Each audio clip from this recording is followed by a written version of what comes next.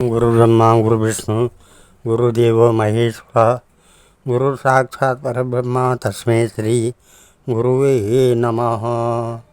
ॐ वन्दे देव उमापतिं सुरगुरुं वन्दे जगत्कारणं वन्दे पन्नगभूषणं मृगधरं वन्दे पशूनां पतिं वन्दे सूर्यशशाङ्कवर्णनयनं वन्दे मुकुन्द प्रियं वन्दे भक्तजनाश्रयं च वरदां वन्दे शिवं शङ्करम्। आदौ रामतपोवनादिगमनं हत्वा मृगं काञ्चनं वैदेही हरणं जटायुमरणं सुग्रीवसम्भाषणं बालीनिग्रहणं समुद्रतरणं लङ्कापुरीदाहनं पश्चात् रावणकुम्भकर्णहननम् एतत् श्रीरामायणम्। भगवान सियापति रामचंद्र जी के चरण कमलों में नतमस्तक होकर के हम ये श्रीमद् रामचरितमानस लंका कांड के 31वें अध्याय से आगे की कथा पढ़ रहे हैं, जो इस प्रकार है। जब ते कीन राम कै निंदा क्रोधवंत अति भयं कपिंदा हरिहर निंदा सुने जो काना हो ये पाप गोघात समाना। जब उसने श्री राम जी की निंदा की तब तो कवि श्रेष्ठ अंगद अत्यंत क्रोधित हुए, क्योंकि शास्त्र ऐसा कहते हैं कि जो अपने कानों से भगवान विष्णु और शिव की निंदा सुनता है उसे गोवध के समान पाप होता है। कटानन कपिकुंजर भारी दुह भुजदंड तमखि मय मारी डोलत धरन सभासद खस्से चले भाज भय मारुत ग्रसे। वानर श्रेष्ठ अंगद बहुत जोर से कटकटाए शब्द किया और उन्होंने तमक कर जोर से अपने दोनों भुजदंडों को पृथ्वी पर दिए मारा। पृथ्वी हिलने लगी, जिससे बैठे हुए सभासद गिर पड़े और भय रूपी पवन भूत से ग्रस्त होकर भाग चले। गिरत संबारी उठा दस कंदर भूतल परे मुकुट अति सुंदर कछु लय निज सिरनिर संवारे कछु अंगद प्रभु पास पवारे।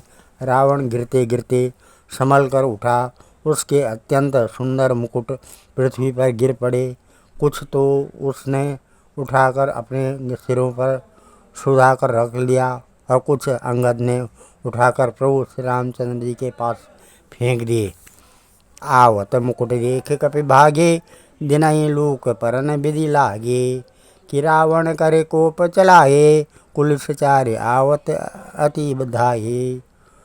मुकुटों को आते देखकर बानर भागे, सोचने लगे विधाता क्या दिन में ही उल्कापात होने लगा, तारे टूट कर गिरने लगे, अथवा क्या रावण ने क्रोध करके 4 वज्र चलाए हैं जो बड़े धाये के साथ वेग में आ रहे हैं। कह प्रभु हंसी जनि हृदय डराऊ लोक न असन के तो नहीं राहू। एक किरीट 10 कंदर के रे आवत बाल तनय के प्रेरे। प्रभु ने उनसे हंसकर कहा, मन में डरो नहीं, ये न उल्का है न वज्र है और न केतु या राहु ही है। अरे भाई, ये तो रावण के मुकुट हैं जो बाली पुत्र अंगद के फेंके हुए आ रहे हैं। तरह के पवन सुत कर गए आने दरे प्रभु पास कौतुक देखें बालु कपि दिन कर सरिस प्रकाश। वहाँ सकोपी दशानन सब सन कहत रिसाई धरऊँ कपे धरि मारहूँ सुने अंगद मुस्काई। पवन पुत्र श्री राम जी ने उछल कर उनको हाथ से पकड़ लिया और लाकर प्रभु के पास रख दिए। रीछ और बानर तमाशा देखने लगे, उनका प्रकाश सूर्य के समान था। वहाँ सभा में क्रोध युक्त रावण सबसे क्रोधित होकर कहने लगा कि बंदर को पकड़ लो और पकड़कर मार डालो। अंगद यह सुनकर मुस्कुराने लगे। यही विधि बेगे सुबट सब धावऊँ खाओ बालो कपि जहाँ तह पावऊँ मरकट हीन करऊँ मैं जाई, जियत धरऊँ तामस दो भाई। रावण फिर बोला, इसे मारकर सब योद्धा तुरंत दौड़ो और जहाँ कहीं रीछ बांदरों को पाओ वहीं खा डालो। पृथ्वी को बंदरों से रेत कर दो और जाकर दोनों तपस्वी भाइयों राम लक्ष्मण को जीते जी पकड़ लो। पुण्य सकोप बोले वो युवराजा, गाल बजावत ते न लाजा। मरो घर काटी गिलज कुल घाती, बल बिलो की बेहती नहीं छाती। रावण के ये कोप भरे वचन सुनकर तब युवराज अंगद क्रोधित होकर बोले, तुझे गाल बजाते लाज नहीं आती? अरे निर्लज, अरे कुल नाशक, गला काट कर आत्महत्या करके मर जा। मेरा बल देकर भी क्या तेरी छाती नहीं फटती? रे त्रिय चोर कुमार गामी, खलमल रास मंदमत कामी। संद सन्यपात जलपस दुर्बाधा, भयस काल बस खल मनु जादा। अरे स्त्री के चोर और अरे कुमार्ग पर चलने वाले, अरे दुष्ट पाप की राशि मंद बुद्धि और कामी, तू सन्निपात में क्या दुर्वचन बक रहा है? अरे दुष्ट राक्षस, तू काल के बस हो गया है।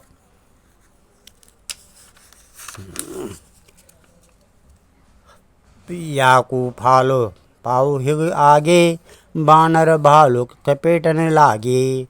राम मनुज बोलत असबानी, गिरह न तब रसना अभिमानी। इसका फल तू आगे बानर और भालुओं के चपेट में लगने पर पावेगा। राम मनुष्य हैं ऐसा वचन बोलते ही अरे अभिमानी, तेरी जीवें नहीं गिर पड़ती? गिरे हई रसना संशय नाई, सिरन तम समेत समरमय माई। इसमें संदेह नहीं है कि तेरी जीवें अकेले नहीं बर सिरों के साथ रणभूमि में गिरेंगी। सो नर क्यों 10 कंदर बाले बध्यो, जय एक सर विषम लोचन अंध दिग। तब जन्म कुजात जड़, तब सोनित की प्यास त्रिसत राम सायक निकर। तजऊँ तो इत ही त्रास कटु जलपक निश्चर अधम। रे 10 कंद, जिसने एक ही बाण से बाली को मार डाला वह मनुष्य कैसे है? अरे कुजाति, अरे जड़, 20 आँखें होने पर भी तू अंधा है। तेरे जन्म को धिक्कार है। श्री रामचंद्र जी के बाण समूह तेरे रक्त की प्यास से प्यासी है, वे प्यासे ही रह जाएंगे। इस डर से अरे कड़वी बकवाद करने वाले नीच राक्षस, मैं तुझे छोड़ता हूँ। मैं तब दर्शन तोर में लायक, आयुष मोहि न दीन रघुनायक। अशिरिष होती बद 10 मुख तोरो, लंका गही समुद्र में बोरो। मैं तेरे दांत तोड़ने में समर्थ हूँ, पर क्या करूँ? श्री रघुनाथ जी ने मुझे आज्ञा नहीं दी। ऐसा क्रोध आता है कि तेरे 10 मुँह तोड़ डालूं और तेरी लंका को पकड़कर समुद्र में डुबा दूं। गुल्लरि फल समान तब लंका, बसऊँ मध्य तुम जंतु असंका। मैं बानर फल खात न बारा, आयुष दीन न राम उदारा। तेरी लंका गुलर के फल के समान है, तुम सब कीड़े उसके भीतर अज्ञानवश निडर होकर बस रहे हो। मैं बंदर हूँ, मुझे इस फल को खाते क्या देर थी? पर उदार कृपालु श्री रामचंद्र जी ने वैसी आज्ञा नहीं दी। जुगति सुनत रावण मुस्काई, मूड सिखई कहूँ बहुत झुटाई।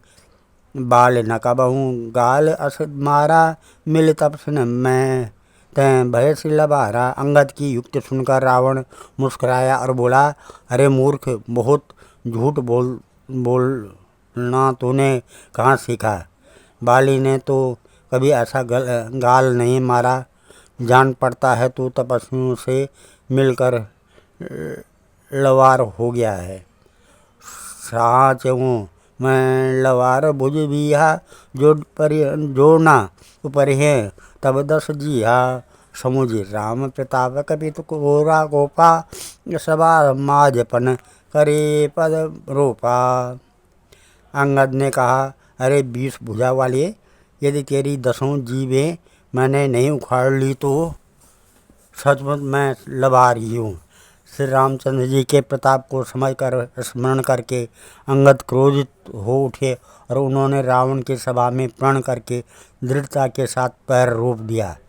जो मम चरण सकट से सट तारी, फिर राम सीता मैं हारी। सुनहु सुबट सब कह दस सीसा, पद गई धरनी पछारऊँ की सा। और कहा, अरे मूर्ख, यदि तू मेरा चरण हटा सके तो श्री राम जी की लौट जाएंगे। मैं सीता जी को हार गया।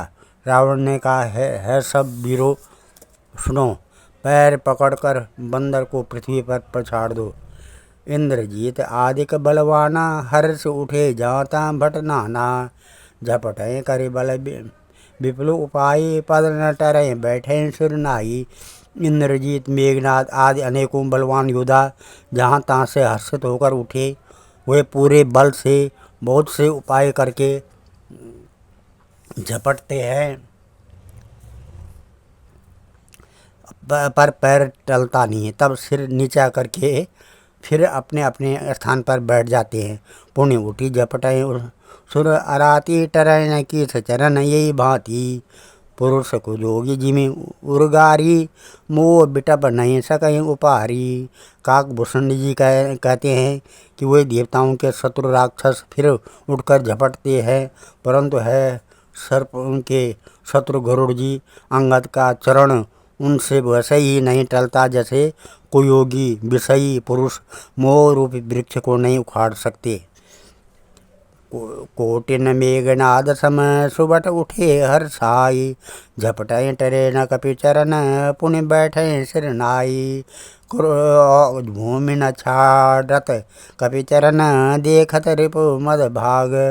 कोटि विघ्न ते संत कर मन जिम नीति न त्याग। श्यावर राम जय जय राम, मेरे प्रभु राम जय जय राम।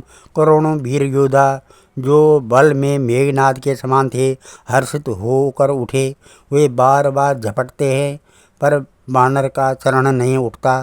तब लज्जा के मारे सिर नवाकर बैठ जाते हैं। जैसे करोड़ों विघ्न आने पर भी संत का मन नीति को नहीं छोड़ता, वैसे ही बानर अंगद का चरण पृथ्वी को नहीं छोड़ता है। यह देखकर शत्रु रावण का मद दूर हो गया।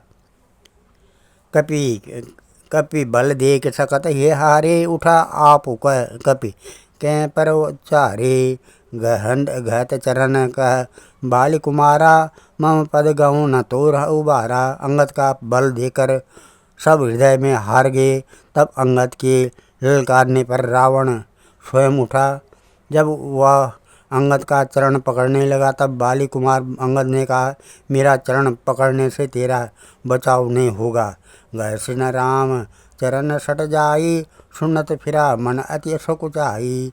भयऊ तेज हत श्री सब गई, मध्य दिवस जीवित शशि सोहई। अरे मूर्ख, तू जाकर श्री राम जी के चरण क्यों नहीं पकड़ता। यह सुनकर वह मन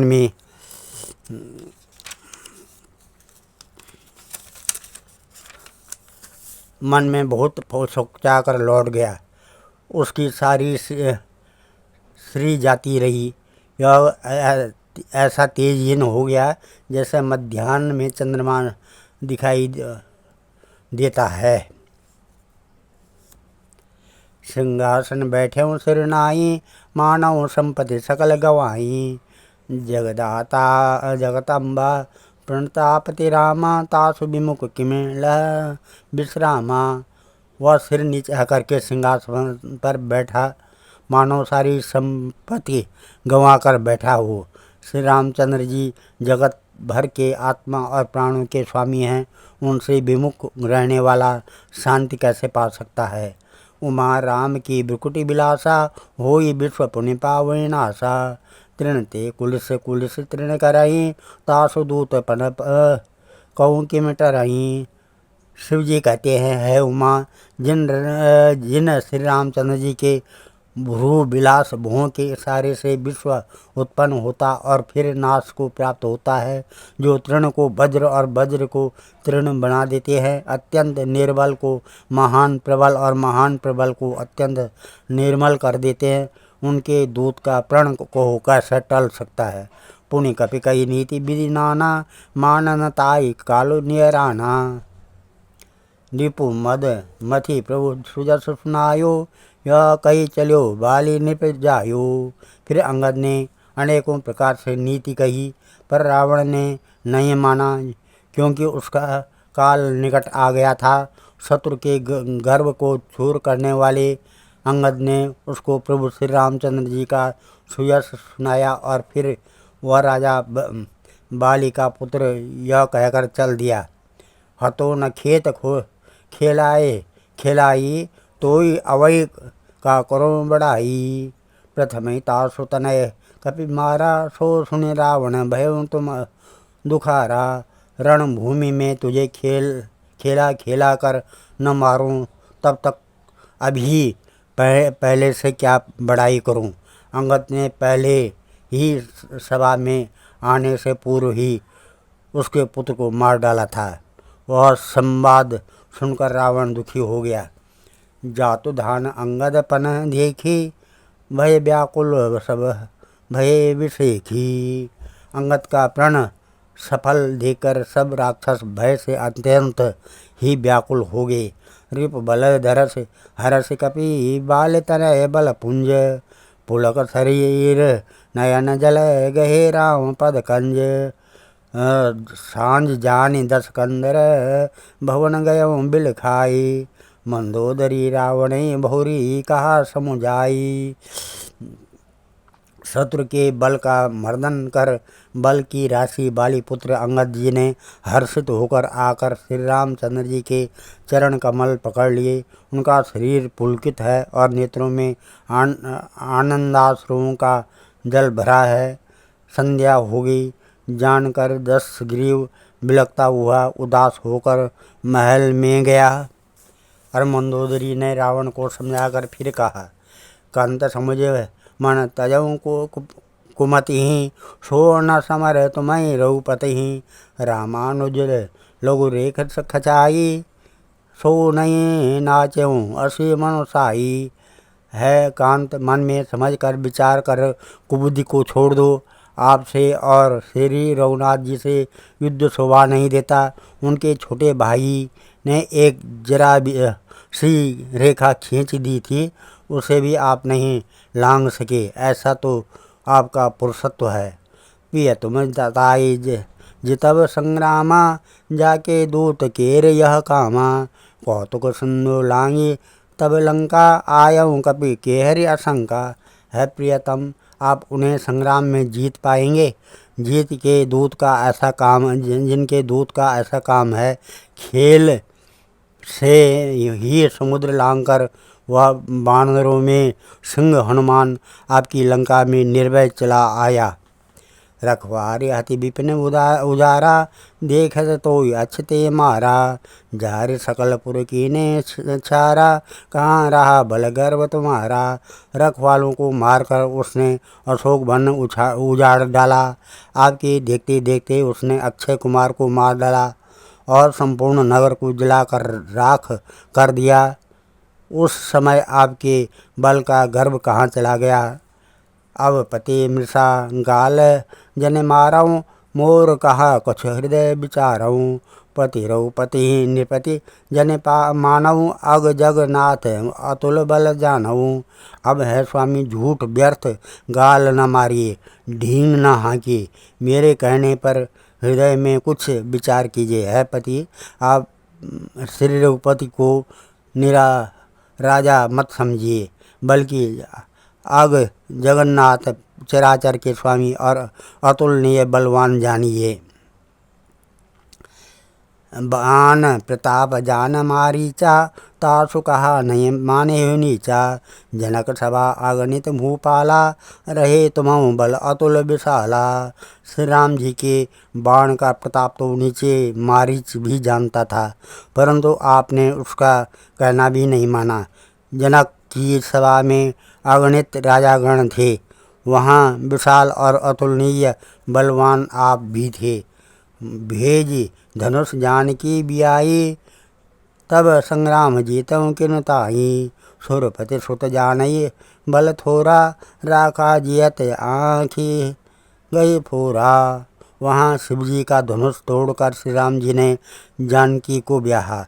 तब आपने उनको संग्राम में क्यों नहीं जीता? इंद्रपुत्र जयंत उनके बल को कुछ कुछ जानता है। श्री राम जी ने पकड़कर केवल उसकी एक आँख ही फोड़ दी और उसे जीवित ही छोड़ दिया। शूर्पणखा कह गति तुम देखी, तथापि हृदय नहीं लाज विशेषी। शूर्पणखा की दशा तो आपने देख ली, तो भी आपके हृदय में उनसे लड़ने की बात सोचते विशेष कुछ भी लाज नहीं आती है।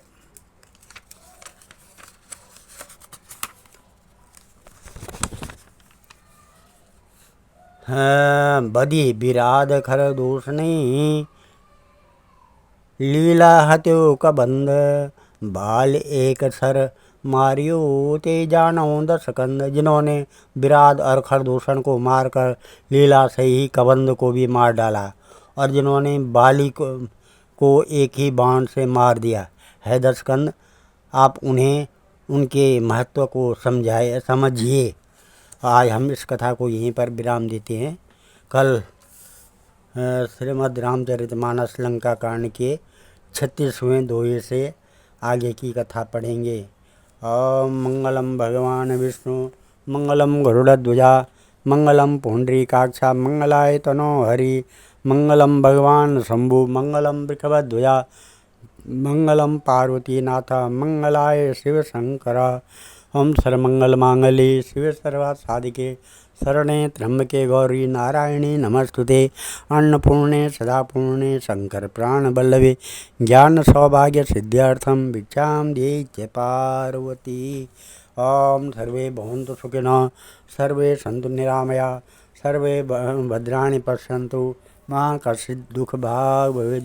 जो इस कथा को सुनते हैं और पढ़ते हैं उसके सारे कष्ट दूर हो जाते हैं। भगवान राम उसको अभय दान प्रदान करते हैं। धन्यवाद।